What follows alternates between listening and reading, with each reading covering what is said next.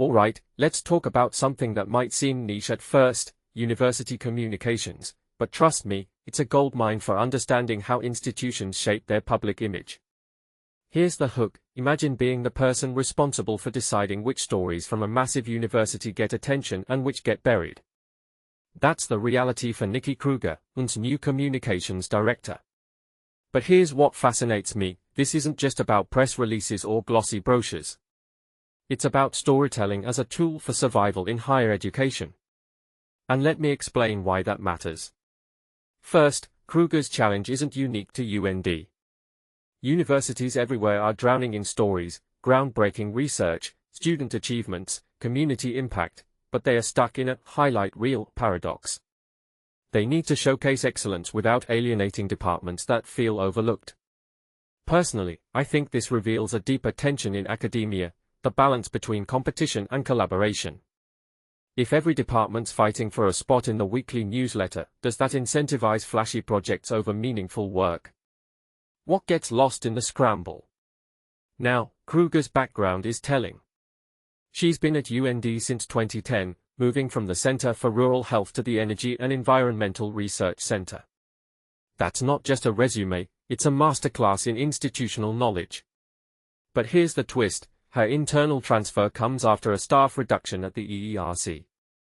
Is her promotion a sign of loyalty, or does it highlight a trend where universities prioritize internal candidates to avoid the chaos of external hires?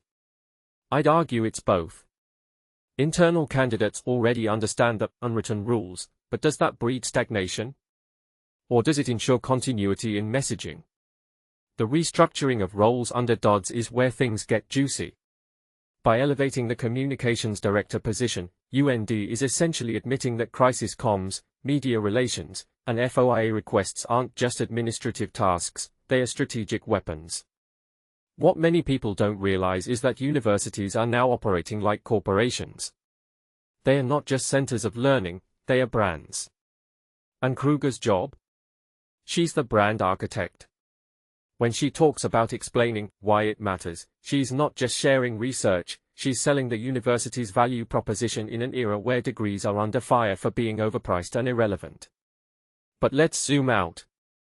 The real story here isn't Krueger's appointment, it's the silent crisis in higher ed PR. Universities are desperate to prove their worth beyond campus borders. Why?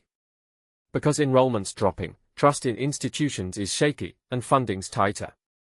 By focusing on stories that affect day-to-day lives, UND is trying to humanize itself. Clever move.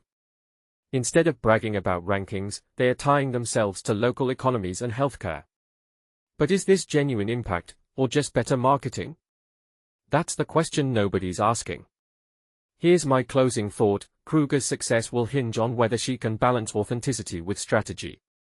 If UND's stories feel like puff pieces, the public will see through it. But if they can connect research and community in a way that feels real, they'll set a blueprint for universities everywhere. So I'll leave you with this: what stories do you think universities should be telling in 2024? Let's chat in the comments.